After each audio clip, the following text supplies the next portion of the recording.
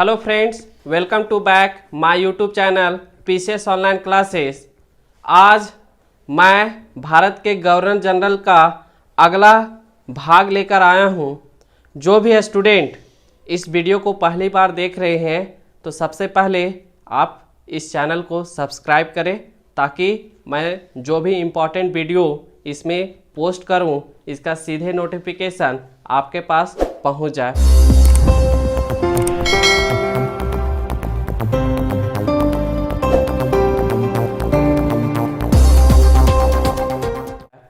तो दोस्तों, हम सभी जानते हैं कि भारत के गवर्नर जनरल से संबंधित जो टॉपिक है वो आने वाले जो कॉम्पिटिटिव एग्ज़ाम है उसमें कितना इसका वेटेज है।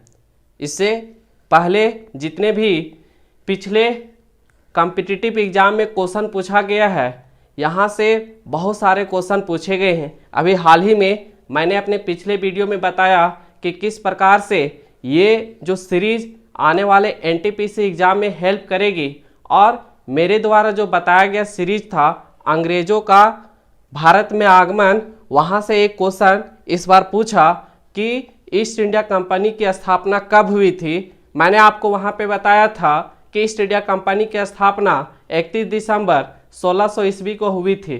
तो इस प्रकार से दोस्तों आप खुद इस चीज़ को सेल्फ इवेलुएट कर सकते हैं कि क्वेश्चन किस प्रकार से पूछे जाते हैं। मैंने अपने पहले दिन से ही बताया कि एक एक क्वेश्चन जो भी इम्पॉर्टेंट है मैं आपके समक्ष लेकर आऊँगा और एक भी क्वेश्चन यहाँ से लेफ्ट नहीं होगा।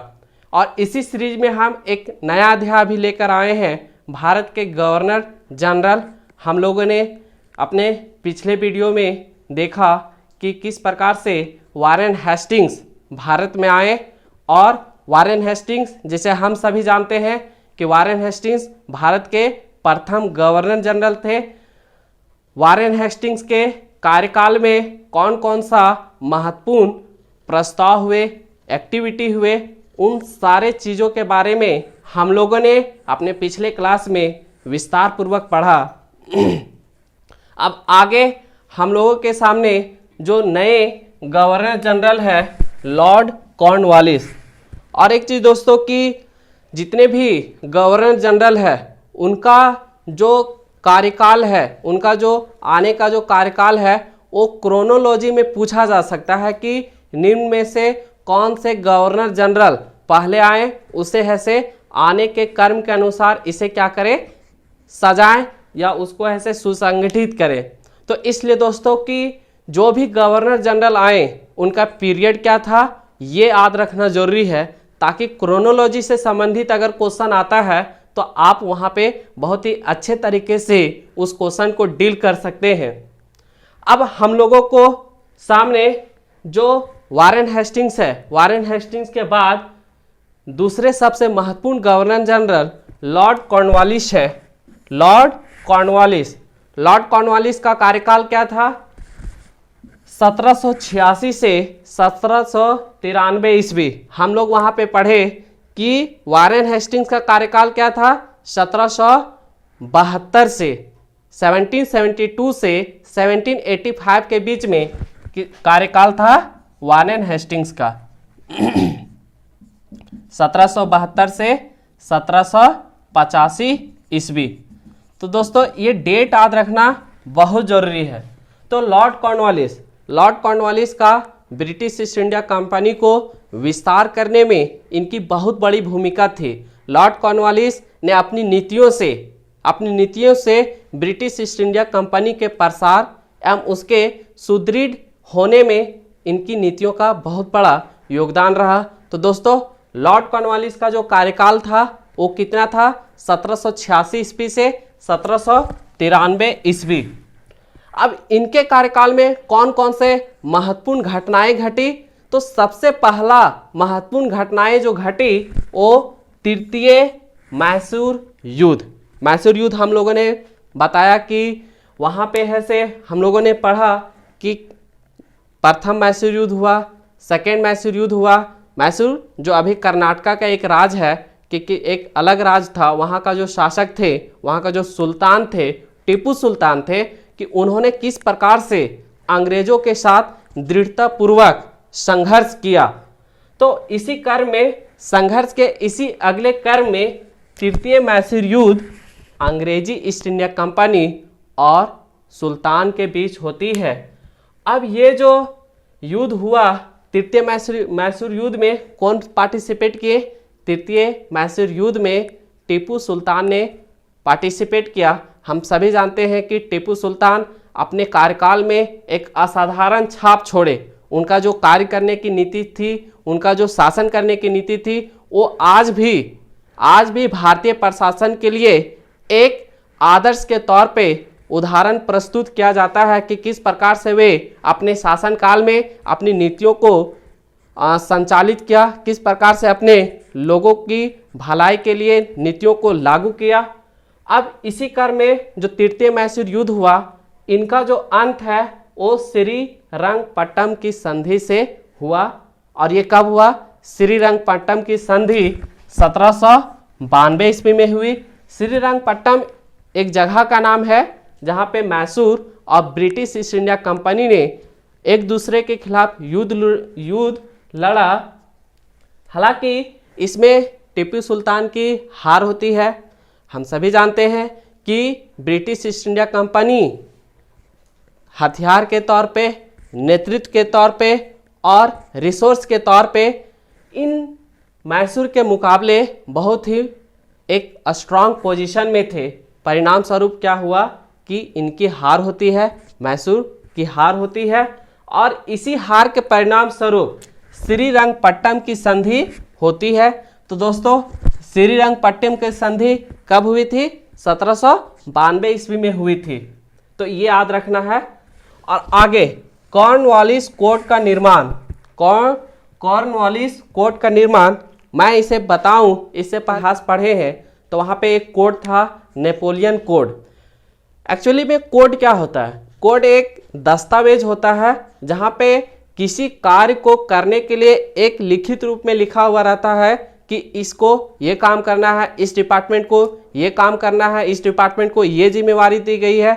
तो कोड एक प्रकार से दस्तावेज है कि हाँ, ये नियम कानून का एक दस्तावेज है और इसी कानून के तहत जो आगे की जो शासन व्यवस्था है संचालित की जाएगी। तो इसी प्रकार से कॉर्नवालिस ने भी अपना एक नियम नीति लेकर आया जिसे हम कॉर्नवालिस कोड के नाम से जानते हैं। कॉर्नवालिस कोड कब बना? 1793 ईस्वी में। 1793 ईस्वी में। अब इस कोड में किन किन बातों का जिक्र था? न्यायिक सुधारों का उल्लेख।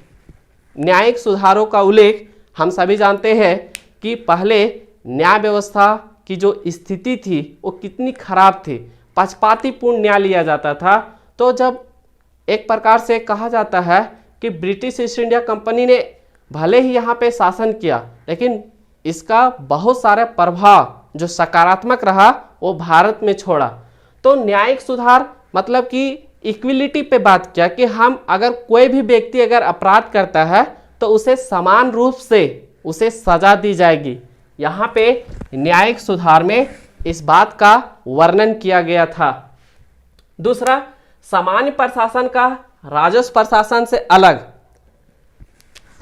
जो सामान्य प्रशासन होता है, सामान्य प्रशासन मतलब जो लॉ एंड ऑर्डर की जो बात होती है, लॉ एंड ऑर्डर, जैसे कैसे हम लोगों को ऐसे कानून व्यवस्था चलानी है। एक राजस्व प्रशासन होता है कि हम यहाँ पे टैक्स का कलेक्शन कैसे करें, टैक्स का कलेक्शन कैसे करें। यहाँ पे इस प्रशासन को, इस व्यवस्था को अलग कर दिया। और अंग्रेजी ईस्ट इंडिया कंपनी के सबसे बड़ी ध्येय यही थी कि हम भारत में कैसे अधिक से अधिक टैक्स को हम कलेक्ट करें, अधिक से अधिक हम इंटरेस्ट कैसे कमाएं, फायदा कैसे कमाएं। इसकी सोच हमेशा यही रहती थी। और दोस्तों, यही इसका सबसे बड़ा कारण रहा कि ये पूरे भारतवर्ष में बाकी सभी अन्य यूरोपीय कंपनी को परास्त कर अपने आप को एक सर्वे सर्वा के रूप में प्रतिस्थापित किया। जब भी ये लड़ाई लड़ा, इसका केंद्र बिंदु में हमेशा एक दूसरा पक्ष रहा कि एक तरफ तो हम लड़ाई लड़ेंगे, लेकिन दूसरा तरफ हम जो ट्रेड है, ट्रेड से हम मुनाफा कमाते रहेंगे। यही परिणाम स्वरूप हुआ कि आने वाला जो फ्रांसीसी ईस्ट इंडिया कंपनी थी वहाँ पे एक गवर्नर थे लॉर्ड डुप्ले। यहाँ तक कि माना जाता है कि लॉर्ड डुप्ले की जो नीति थी वो रॉबर्ट क्लाइव, लॉर्ड जो डुप्ले थे वो फ्रांसीसी के एक गवर्नर थे। यह माना जाता है, इतिहासकार मानते हैं कि ये रॉबर्ट क्लाइव और वारेन हेस्टिंग्स से भी काफ़ी तेज तरार थे, काफ़ी तेज तरार माने जाते थे। लेकिन संसाधनों के अभाव के कारण इनकी जो नीतियाँ थी, लॉर्ड डुप्ले की जो नीतियाँ थी वो अप्रभावी हो गई, इनएक्टिव हो गई in comparison to Robert Clive. क्या हुआ, रॉबर्ट क्लाइव के पास भी, उनके पास भी लीडरशिप थी। अलॉन्ग विद दैट इनका जो है एक इनका जो रिसोर्स इसका सबसे बड़ा मेन फैक्टर रहा। तो ब्रिटिश ईस्ट इंडिया कंपनी इस प्रकार से हमेशा कोशिश करती थी कि मैं जब भी लड़ाई करूं तो एक तरफ तो मैं लड़ाई करूं, दूसरी तरफ मैं व्यापार करता रहूं। ये हमेशा इसका सेंट्रल पॉइंट रहा था। अब बंगाल का अस्थाई बंदोबस्त 1793 ईस्वी में हुआ। ये क्वेश्चन पूछा जाता है और पिछले कई कॉम्पिटिटिव एग्जाम में अस्थाई बंदोबस्त से सवाल पूछे गए हैं। बंगाल का अस्थाई बंदोबस्त कब हुआ? 1793 ईस्वी में हुआ। बंगाल का अस्थाई बंदोबस्त किस गवर्नर जनरल के अधीन हुआ? लॉर्ड कॉर्नवालिस के अधीन हुआ। तो अब जैसे ये अस्थाई बंदोबस्त क्या था? अस्थाई बंदोबस्त यह था, इसमें ये व्यवस्था की गई थी कि अगर उस समय ब्रिटिश ईस्ट इंडिया कंपनी को कभी कम राजस्व आता था, कभी ज़्यादा राजस्व आता था, तो इसमें है से ब्रिटिश ईस्ट इंडिया कंपनी ने देखा कि हम लोगों का एक तय जो राजस्व है वो नहीं आ रहा है। तो इन लोगों ने क्या किया कि हम तय करेंगे कि आप लोगों को, जो भी बंगाल का जितना भी जमींदार था, किसान था, बोला कि चाहे अकाल हो चाहे उपज अधिक हो, आप लोगों को महीने में आपको एक तय राजस्व देना पड़ेगा जो ब्रिटिश ईस्ट इंडिया कंपनी के द्वारा निर्धारित की गई हो।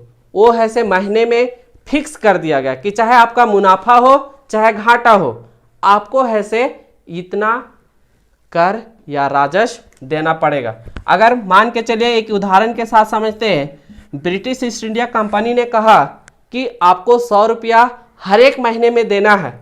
अगर यहाँ पे आपको 120 रुपया मुनाफा होता है तो भी हम 100 रुपया लेंगे, अगर आपका घाटा भी होता है 90 तो भी हम 100 रुपया लेंगे। तो इससे कंपनी की क्या फ़ायदा हुआ कि आगे की जो रणनीति है बनाने में उसे बहुत सहायक हुआ, क्योंकि उसे पता था कि ऐसे हमारा अगले मंथ में इतना राजस्व आ रहा है, तो उसी के अनुसार हम अपना आगे की रणनीति अपनाएंगे। जैसे अभी मिडिल क्लास फैमिली में अगर जो जॉब कर रहा है, अगर उसे पता है कि अगले महीने में मेरी सैलरी इतनी आएगी, तो उसी के अनुसार वो क्या करता है, अपने अगले मंथ का जो एक्सपेंडिचर है उसकी रूपरेखा तय करता है कि हाँ हमें इस मंथ में इतना इतना यहाँ पे खर्च करना है। तो इसका सबसे बड़ा फायदा यही हुआ लॉर्ड कॉर्नवालिस का कि इसे एक परमानेंट या फिक्स्ड राजस्व आ गया। लेकिन इसका बहुत सारा ड्रॉबैक था। उन ड्रॉबैक के बारे में जब हम लोग कानून से संबंधित, भूमि से संबंधित नीतियाँ पढ़ेंगे तो वहाँ पे इसका हम लोग विस्तार से चर्चा करेंगे। अब आगे क्या हुआ? प्रशासन का यूरोपीयकरण, जैसे आज का IAS IPS होता है, तो ठीक उसी प्रकार से इन लोगों ने क्या किया कि जो प्रशासन था उसको यूरोपीय के तर्ज पे, इंग्लैंड के तर्ज पे शासन व्यवस्था को वहाँ पे इसको ढालना शुरू कर दिया। और सिविल सेवाएं प्रारंभ, सिविल सेवाएं आप सभी परिचित है। सिविल सेवाएं क्या होती है? आज की सिविल सेवाएं जो UPSC के द्वारा ली जाती है, यानी यूनियन पब्लिक सर्विस कमीशन के द्वारा ली जाती है, बहुत सारे स्टेट PCS के द्वारा ली जाती है। तो पूछा जाएगा कि भारत में सिविल सेवाएं प्रारंभ करने का श्रेय किस गवर्नर जनरल को दिया जाता है? तो वो कौन थे? Lord Cornwallis. सिविल सेवाएं प्रारंभ करने का श्रेय किन्हें दिया जाता है? Lord Cornwallis. कंपनी के कर्मचारियों के निजी व्यापार पर रोक। क्या होता था कि जब यहाँ पे प्लासी का युद्ध हुआ तो ऐसा माना जाता है प्लासी का युद्ध, बक्सर के युद्ध के बाद रॉबर्ट क्लाइव इतनी ज़्यादा संपत्ति लेके गया था, पर्सनल संपत्ति लेके, कि वहाँ के जो इंग्लैंड के जो अन्य लोग थे वो देखे कि आखिर इसके पास इतनी संपत्ति का है से इतने अप्रत्याशित वृद्धि कैसे हो गई। तो उस समय क्या था कि जब इस कानून को आने से पहले, जब यहाँ पे लॉर्ड कॉर्नवालिस आए तो इनके आने से पहले जितने भी कर्मचारी होते थे वे पर्सनल है से वहाँ पे घूस लिया करते थे। जैसे किसी राजा के साथ उनका संबंध अच्छा है तो उपहार के तौर पे कुछ, वो भी महंगी महंगी गिफ्ट देता था। तो उन सारे व्यापार पे जो है वो क्या करता था, रोक लगा दिया। क्या होता था, एक तो ब्रिटिश ईस्ट इंडिया कंपनी है से ब्रिटिश ईस्ट इंडिया कंपनी व्यापार कर रही है। अब उसके बाद क्या है कि उसका जो कर्मचारी है, उसकी जो कर्मचारी है उन लोग भी अपना व्यापार करता था।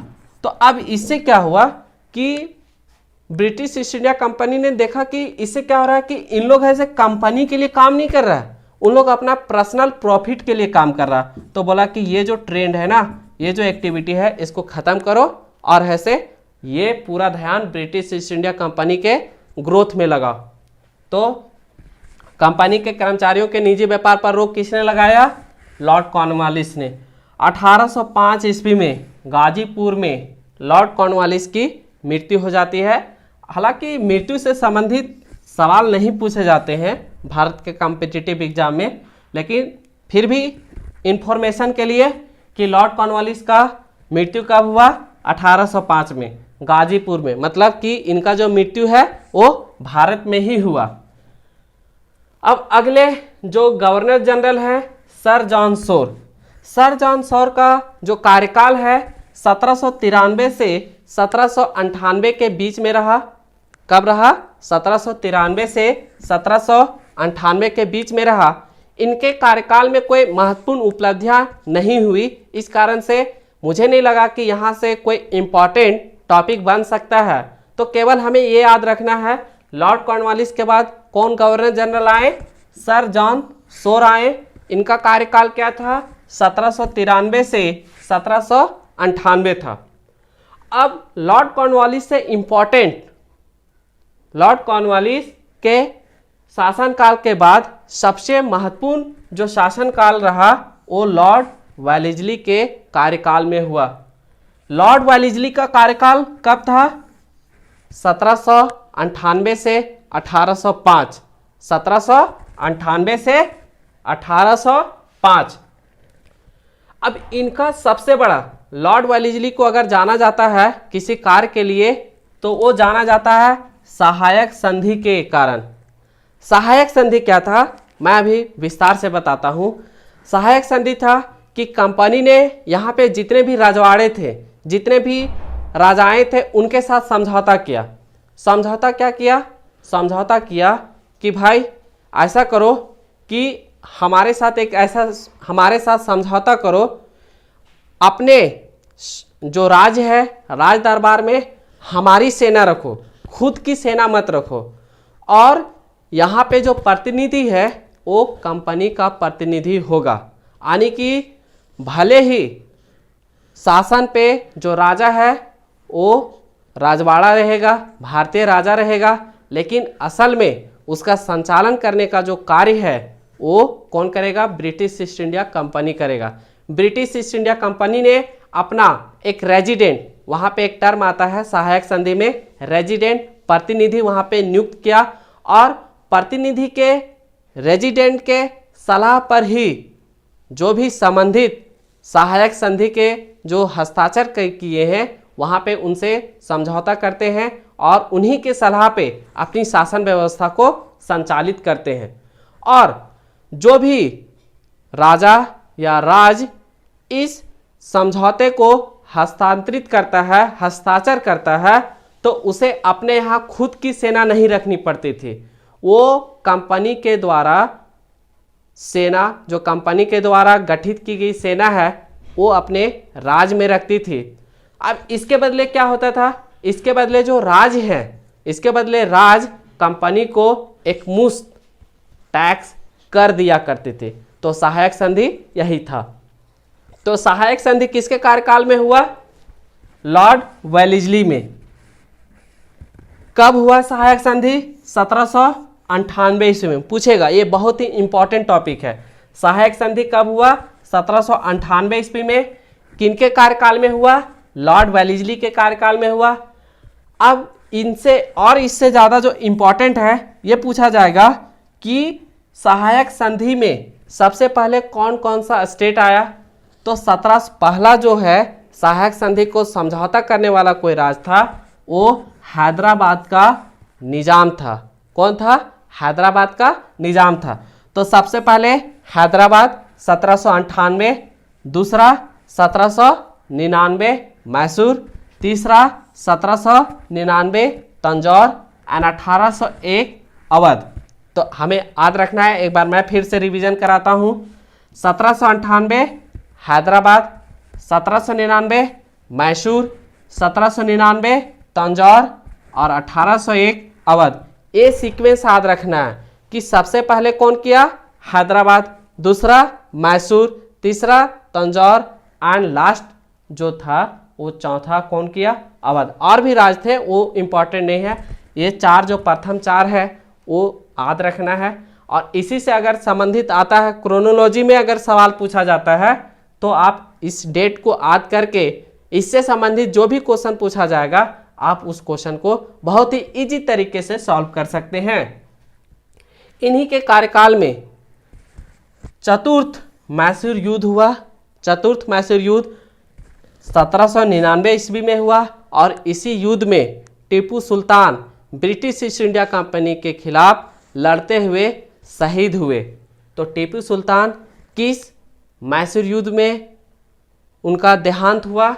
तो ये चतुर्थ आंग्ल मैसूर युद्ध में। चतुर्थ आंग्ल मैसूर युद्ध कब हुआ था? 1799 ईस्वी में हुआ था। और इन्हीं के कार्यकाल में, लॉर्ड वेलेस्ली के कार्यकाल में द्वितीय मराठा युद्ध हुआ। द्वितीय मराठा युद्ध हुआ। द्वितीय मराठा युद्ध कब हुआ? 1803 से 1805। और द्वितीय मराठा युद्ध के बाद जब अंत हुआ तो इनका जो अंत है एक संधि के द्वारा हुआ और उसे हम बेसिन की संधि के नाम से जानते हैं। दोस्तों, मैंने जब वारेन हेस्टिंग्स के बारे में पढ़ाया, वहाँ पे जो है प्रथम आंग्ल मराठा युद्ध हम लोग पढ़े थे। तो प्रथम आंग्ल मराठा युद्ध 1780 से 1782 के बीच में हुआ था। और इस युद्ध का जो अंत है वो किस संधि के द्वारा हुआ था? 1782 में एक संधि की गई थी, सालबाई संधि। सालबाई संधि पूछे जा सकता है कि सालबाई संधि किस गवर्नर जनरल के अधीन हुआ? तो सालबाई संधि वारेन हेस्टिंग्स के कार्यकाल में हस्तांतरित या समझौता किया गया। बेसिन की संधि कब की गई? 1802 ईस्वी में। 1802 ईस्वी में। और बेसिन की संधि जो है किस गवर्नर जनरल के कार्यकाल में किया गया? लॉर्ड वेलेस्ली के कार्यकाल में किया गया। तो लॉर्ड वेलेस्ली का जो कार्यकाल का जो महत्वपूर्ण इंसिडेंट है, जो घटनाएं हैं, पहला कौन है? सहायक संधि। सबसे इंपॉर्टेंट अगर टॉपिक है लॉर्ड वेलेस्ली के कार्यकाल में तो सहायक संधि है। और ऐसा कोई भी कॉम्पिटिटिव एग्जाम नहीं होता है कि सहायक संधि से सवाल पूछा ना गया हो, चाहे वो मेंस का एग्जाम हो, चाहे पीटी का एग्जाम हो। कहीं ना कहीं से इस वेलेस्ली के कार्यकाल से संबंधित जो सहायक संधि की घटना है सवाल पूछे ही जाते हैं। और बेसिन की संधि 1802 ईस्वी में। लॉर्ड मिंटो जब मैं पढ़ा रहा हूँ तो इसका मतलब आप ये नहीं समझ लीजिए लॉर्ड मॉर्ले मिंटो। हम लोग पढ़ते 1809 ईस्वी में लॉर्ड मॉर्ले मिंटो सुधार अधिनियम आया था, तो उस मिंटो की बात नहीं है, वो 1909 ईस्वी में आया था। और ये हम लोग कब की बात कर रहे हैं? 1807 से 1813 के बीच में। तो वो मिंटो नहीं है, वो यहाँ पे जो मिंटो है वो लॉर्ड मिंटो प्रथम के बारे में हम लोग जिक्र कर रहे हैं, तो इसमें है से उस नाम को लेकर कंफ्यूज नहीं होना है। लॉर्ड मिंटो प्रथम, इनका कार्यकाल कब था? 1807 से 1813। इनके कार्यकाल में एक ही इम्पोर्टेंट जो इंसिडेंट हुआ वो था रणजीत सिंह के, पंजाब के एक बहुत ही मशहूर और वीर शासक थे रणजीत सिंह, जिन्होंने अपना कभी भी sir British east India company के आगे नहीं झुकाया। उन्होंने ब्रिटिश ईस्ट इंडिया कंपनी के साथ संघर्ष बहुत ही वीरतापूर्वक किया। एक प्रकार से ये जो है अमृतसर संधि ब्रिटिश ईस्ट इंडिया कंपनी और अंग्रेजी ईस्ट इंडिया कंपनी, जिसे हम ब्रिटिश ईस्ट इंडिया कंपनी या अंग्रेजी ईस्ट इंडिया कंपनी कह सकते हैं, वो अमृतसर संधि हुआ किसके साथ हुआ? पंजाब के राजा रणजीत सिंह के साथ हुआ। अब इसमें जो पंजाब के राजा रणजीत सिंह है, इनका जीत होता है अंग्रेजों के खिलाफ, और ब्रिटिश ईस्ट इंडिया कंपनी कहती है कि आइए हम लोग समझौता करते हैं। तो अमृतसर की संधि कब हुई थी? 1813 ईस्वी में की गई थी। 1813 ईस्वी में की गई थी। और इस युद्ध में महाराजा रणजीत सिंह का अंग्रेजों के खिलाफ विजय होता है। अब इसके आगे लॉर्ड मिंटो से संबंधित केवल एक ही इंपॉर्टेंट है, अमृतसर की संधि। अमृतसर की संधि किसके किसके बीच में होती है? तो पंजाब के राजा महाराजा रणजीत सिंह और ब्रिटिश ईस्ट इंडिया कंपनी। और उस समय जो ब्रिटिश ईस्ट इंडिया कंपनी के गवर्नर जनरल थे, उनका नाम था लॉर्ड मिंटो प्रथम। नेक्स्ट गवर्नर जनरल है लॉर्ड हेस्टिंग्स। वारेन हेस्टिंग्स नहीं, लॉर्ड हेस्टिंग्स। तो इनका जो कार्यकाल था वो 1813 से 1823 के बीच में था। लॉर्ड हेस्टिंग्स का कार्यकाल कब था? 1813 से 1823 ईस्वी के बीच में था। अब इनके कार्यकाल में कौन कौन सा महत्वपूर्ण घटनाएं घटी? पहला, अंग्रेज नेपाल युद्ध। जब यहाँ पे अंग्रेज लोग आए तो केवल इनका व्यापार का क्षेत्र केवल भारत ही नहीं था, इन्होंने अपना व्यापार सीमाएं नेपाल तक ले गई। म्यांमार जो पहले बर्मा के नाम से जाना जाता था, वहाँ तक इन लोगों ने अपना व्यापार को फैलाया। और जिस प्रकार से व्यापार फैलाने के क्रम में यहाँ के स्थानीय शासकों के साथ इनका संघर्ष हुआ, ठीक इसी प्रकार से नेपाल के जो स्थानीय शासक थे, बर्मा के जो स्थानीय शासक थे, उनके साथ ब्रिटिश ईस्ट इंडिया कंपनी का संघर्ष हुआ। तो जो यहाँ पे अंग्रेज नेपाल युद्ध 1814 से 1816 के बीच में हुआ, ये किनके कार्यकाल में हुआ? किस गवर्नर जनरल के कार्यकाल में हुआ? तो लॉर्ड हेस्टिंग्स के कार्यकाल में हुआ। और आंगल मतलब कि अंग्रेज का जो युद्ध हुआ नेपाल के साथ, तो इस युद्ध का अंत सागोली की संधि के साथ हुआ। सागोली की संधि पूछा जाएगा, सागोली की संधि किससे संबंधित है? तो ये सागोली की संधि आंगल नेपाल के युद्ध से संबंधित है। आंगल नेपाल का युद्ध कब हुआ था? 1814 से 1816 के बीच में हुआ। और इन्हीं के कार्यकाल में तृतीय मराठा युद्ध हुआ। हम लोगों ने पढ़ा, पहला मराठा युद्ध किनके कार्यकाल में हुआ? वारेन हेस्टिंग्स के कार्यकाल में हुआ। दूसरा किनके कार्यकाल में हुआ? दूसरा हम लोग पढ़े लॉर्ड वेलेस्ली के कार्यकाल में हुआ। और तीसरा आंगल मराठा युद्ध किनके कार्यकाल में हो रहा है? लॉर्ड हेस्टिंग्स के कार्यकाल में हो रहा है। ये लॉर्ड हेस्टिंग्स में जो कार्यकाल में तृतीय मराठा युद्ध हुआ। तृतीय मराठा युद्ध कब हुआ? 1817 से 1819 ईस्वी के बीच में हुआ। और इसी समय मद्रास में एक गवर्नर थे टॉमस मुनरो। दोस्तों, जब मैं वहाँ पे अधिनियम में पढ़ाऊँगा, अधिनियम जो कंपनी के द्वारा किया गया, 1773 का एक रेगुलेटिंग एक्ट आया था। उस रेगुलेटिंग एक्ट के तहत 3 प्रेसिडेंसी थे उस समय, बंगाल का प्रेसिडेंसी, मद्रास का प्रेसिडेंसी और यहाँ पे मैं लिख देता हूँ बंगाल का प्रेसिडेंसी, बॉम्बे का प्रेसिडेंसी और लास्ट मद्रास का प्रेसिडेंसी। तो उस समय क्या किया गया कि उस समय बंगाल का जो गवर्नर है उसे गवर्नर जनरल के तौर पे नाम दिया गया और ये जो इनका जो हेड था इनको ऐसे गवर्नर के तौर पे जाना गया।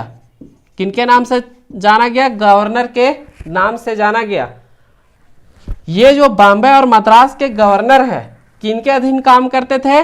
बंगाल के गवर्नर जनरल के अधीन कार्य करते थे। तो अब यहाँ पे क्या हुआ कि जो मद्रास के गवर्नर थे टॉमस मुनरो ने एक भूमि से संबंधित नीति लागू किया जिसे हम लोग रैयतवाड़ी बंदोबस्त कहते हैं। हमने देखा कि किस प्रकार से लॉर्ड कॉर्नवालिस ने बंगाल में कौन सा पॉलिसी लाया था? अस्थाई बंदोबस्त पॉलिसी लाया था। तो पूछेगा कि लॉर्ड किसने ऐसे बंगाल में अस्थाई बंदोबस्त लागू किया? लॉर्ड कॉर्नवालिस ने। रैयतवाड़ी बंदोबस्त किसने लागू किया?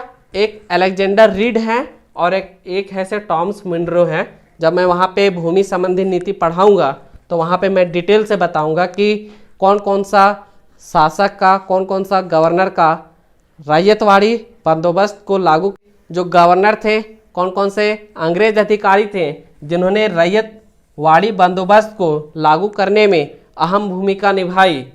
तो यहाँ पे याद रखना है कि रैयतवाड़ी बंदोबस्त किनके द्वारा शुरू किया गया था? Thomas Munro. टॉमस मुनरो कौन थे? वो मद्रास के गवर्नर थे। कौन थे? मद्रास के गवर्नर। और ये जो रैयतवाड़ी बंदोबस्त है किस गवर्नर जनरल के अधीन हुआ? वो लॉर्ड हेस्टिंग्स के अधीन हुआ। और इसके बाद लॉर्ड हेस्टिंग्स के बाद जो गवर्नर जनरल आते हैं लॉर्ड एमहर्स्ट आते हैं। जिस प्रकार से ये लॉर्ड हेमर्स्ट हैं, लॉर्ड हेमर्स्ट के कार्यकाल में हमने जैसे पढ़ा सर जॉन सॉर के कार्यकाल में कुछ महत्वपूर्ण उपलब्धि नहीं हुआ, ठीक उसी प्रकार से लॉर्ड एमहर्स्ट के कार्यकाल में कोई महत्वपूर्ण घटनाएं नहीं घटी, जिसके कारण से यहाँ इनसे संबंधित बातें हमें पढ़ने की कोई ज़रूरत नहीं है। बस केवल डेट याद रखना है कि लॉर्ड हेस्टिंग्स के बाद कौन आए? लॉर्ड एमहर्स्ट आए। इनका कार्यकाल क्या था? 1823 से 1828 ईस्वी के बीच में था। तो आगे दोस्तों जब हम लोग पढ़ेंगे अगले भाग में, वहाँ पे हम लोग पढ़ेंगे लॉर्ड विलियम बेंटिक। हम सभी जानते हैं लॉर्ड विलियम बेंटिक का भारत में किस प्रकार का योगदान रहा। अधिकांश क्वेश्चन, बहुत सारे क्वेश्चन, जिस प्रकार से मैंने बताया कि लॉर्ड वेलेस्ली, वारेन हेस्टिंग्स और यहाँ पे जो हम लोग पढ़े लॉर्ड हेस्टिंग्स तो कॉर्नवालिस, वहाँ से जिस प्रकार से क्वेश्चन पूछा जाता है ठीक उसी प्रकार से हम लोग जब अगले अध्याय में लॉर्ड विलियम बेंटिक के बारे में पढ़ेंगे तो वहाँ पे बहुत ही डिटेल से पढ़ेंगे कि उनके कार्यकाल में कौन कौन सा इंसिडेंट हुआ, कौन कौन सा महत्वपूर्ण नीतियाँ लागू की गई। तो दोस्तों आज जो हम लोग पढ़े तो आज का जो क्लासेस है इतना ही। अगर ये वीडियो आप सभी को पसंद आया हो तो इस चैनल को सब्सक्राइब करें, दोस्तों के साथ शेयर करें और बेल आइकन को प्रेस करें। इसके साथ ही आप सभी को जोहार, नमस्कार।